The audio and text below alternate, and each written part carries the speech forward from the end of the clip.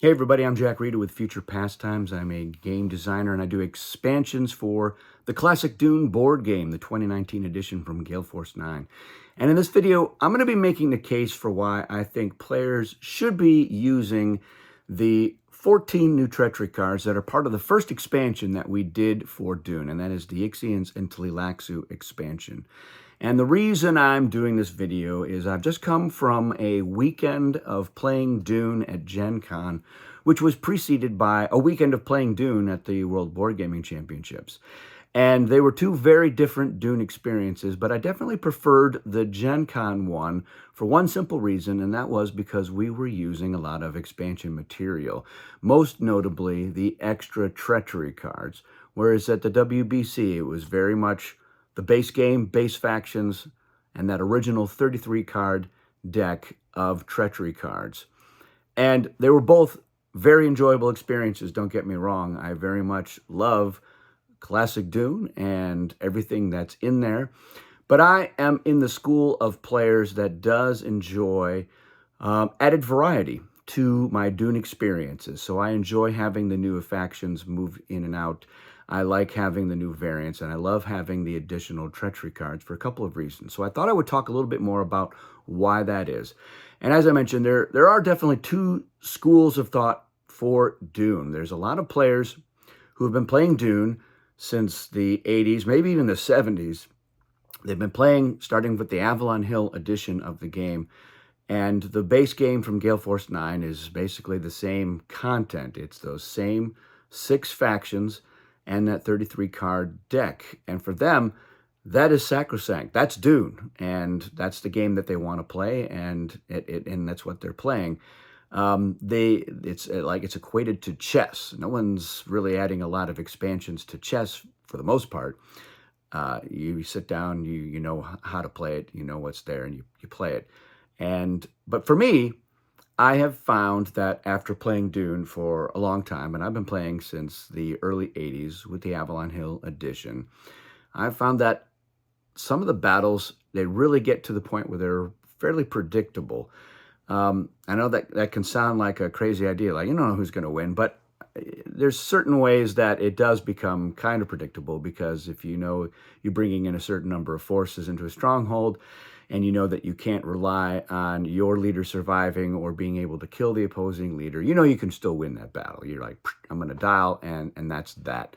There is a certain level of unpredictability if you're not really keeping track of how much spice somebody has, and you're not sure, oh, they can't necessarily dial all of their forces. But again, you can still account for that. You know, if they full dial, here's the number I have to beat, and if I know that I can beat it, then I know I'm going to win that battle, and that's it. There's no surprises there.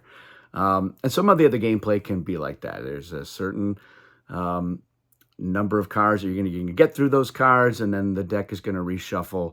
And you have Atreides is going to be able to track the card knowledge. So yeah, if you've been playing Dune for a long time, it can get to that point. And that's absolutely something that does take a while. So you may not be at that point yet, and good for you. But for me, I like a little bit more unpredictability in what can be in somebody's hand and what they're able to do. And I find the game is more tense that way, and I enjoy it more that way. I don't need to be completely surprised. I still like to try to track who has what, leveraging Atreides or the Ixians if Atreides are not in the game. So I like that other stuff. And I like what some of the new things in the Expansion 1 Treachery card catalog adds to the game. So I'm going to talk a little bit about what's in those cards and why I think it adds a little bit more to the Dune experience. So let's start with a quick review of the cards. We have 1, 2, 3, 4, 5, 6 weapons that are getting added into there. So 6 out of the 14 cards are weapons. Now we're starting off with, we have a Basilia weapon. This is just poison. It's just normal poison weapon.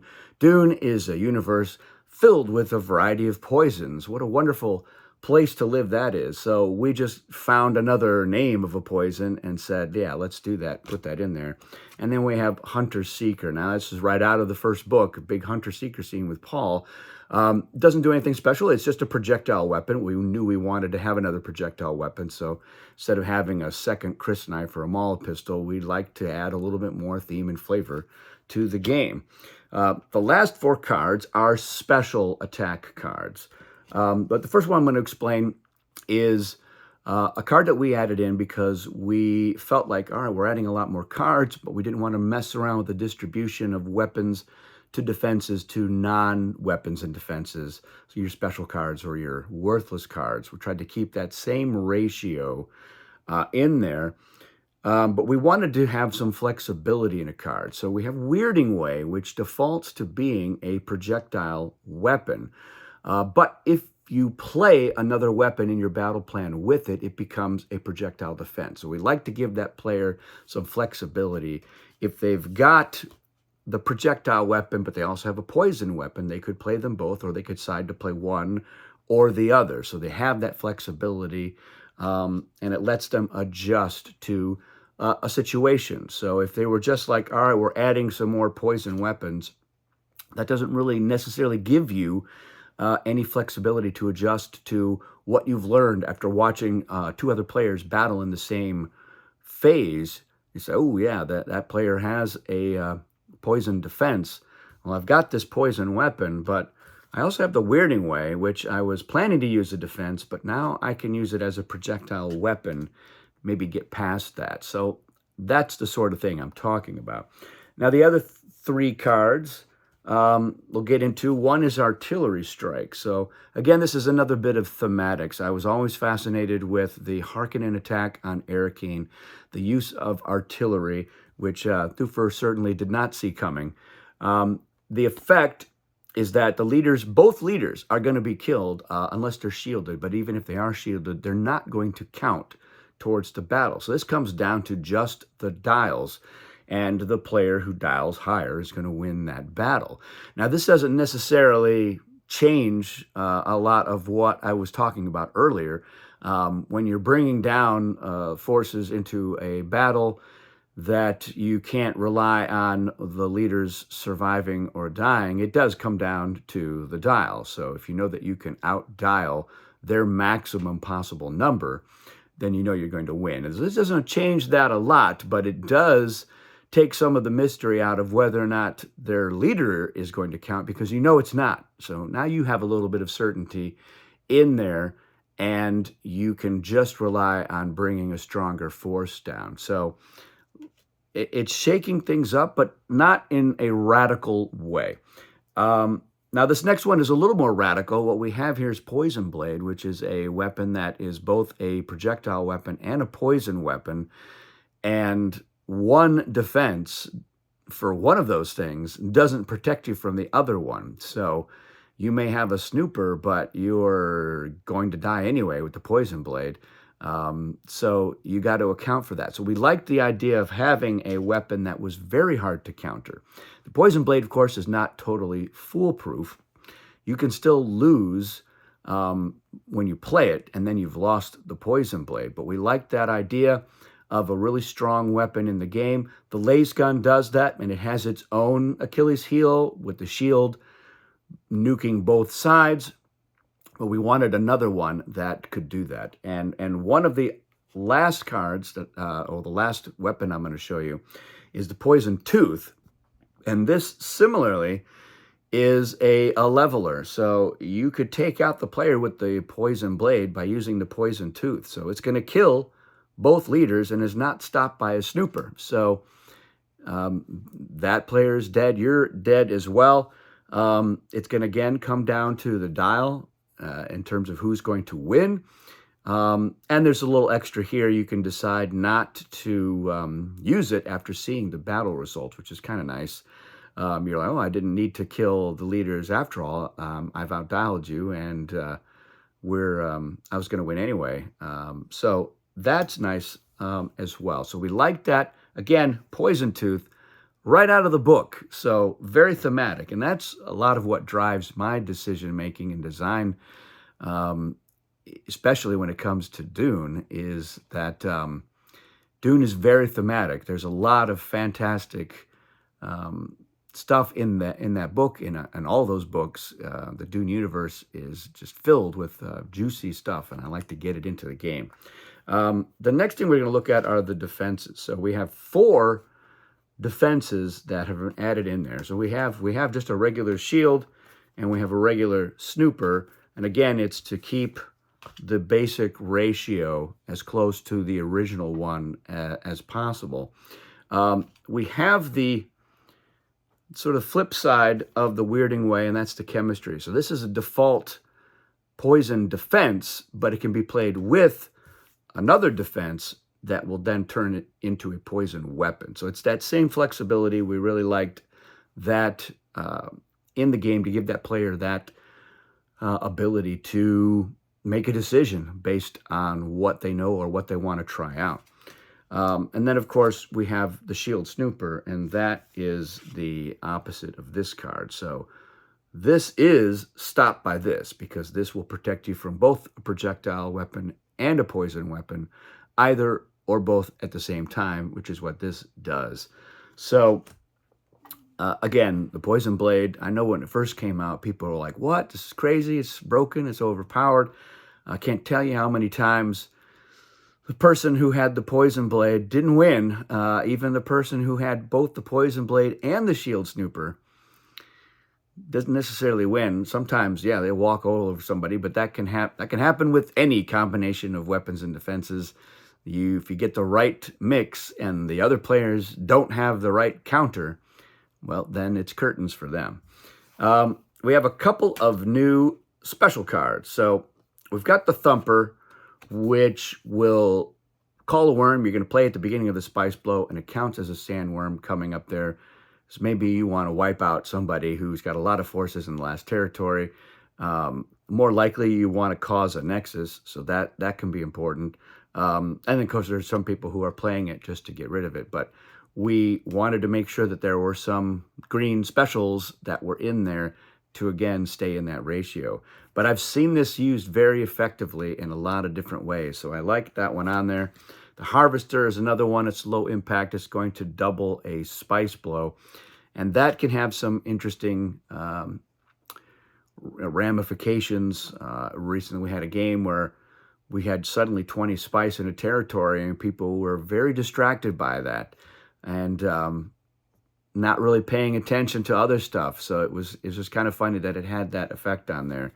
And then we have Amal, which is a card that wipes out half of the spice everybody is holding. And this can be also a very tactical move, especially when you've got a couple of rich factions that are sitting there not worried about how much spice they have. And then suddenly, if they lose 12 spice, now they are a little bit worried about that. And somebody losing 12 spice is going to be a little bit more affected by it than somebody losing 4 spice.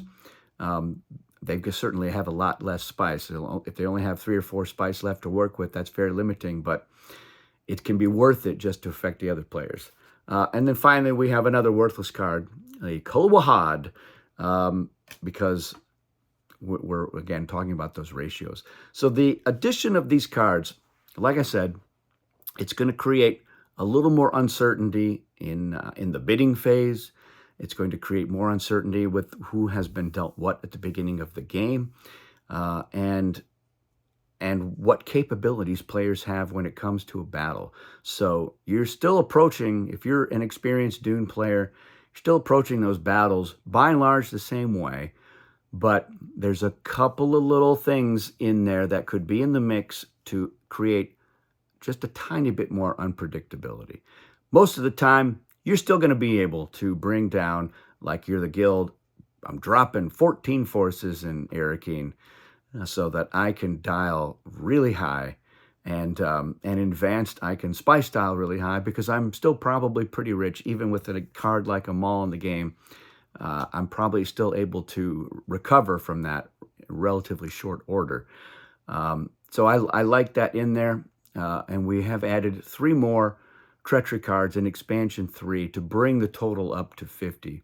And then we have the 10 cards from the Richess expansion. And these are sold by the Richess player, but they're sold publicly. So you know what they're bringing into the game and you know who has it. So that, again, is another interesting element that I like a lot. It's giving everybody some of the card knowledge, but that has an effect on the game. When you know that somebody has a certain card, you are affected by it. You're making different decisions, or you're having to plan for that and accommodate that situation, knowing they have a portable snooper, so they can play it if they need to.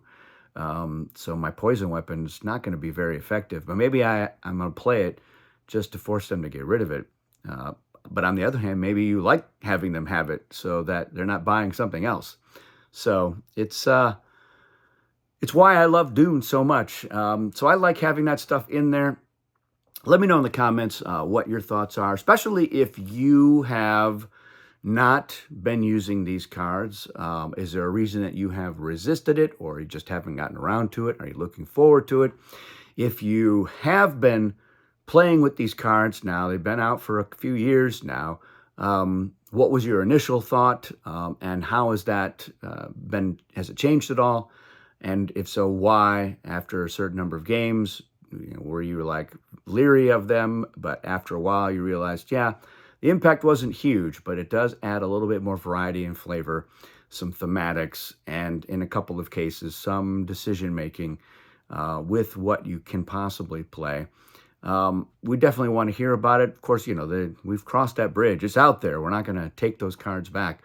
But we are interested. I know that some people have suggested that cards like the Poison Blade should have been one-time use, because we have similar cards in Dune Conquest. So we have the Harkonnen Blade, which is it's gonna kill the other player most of the time. But then we have a one-man army, which is going to protect you most of the time. And even the laser gun in Dune Conquest is a one-shot. But that is a similar, but not the same game. So we definitely thought about making these one-shot when we did it, because Artillery Strike, for instance, is a one-shot.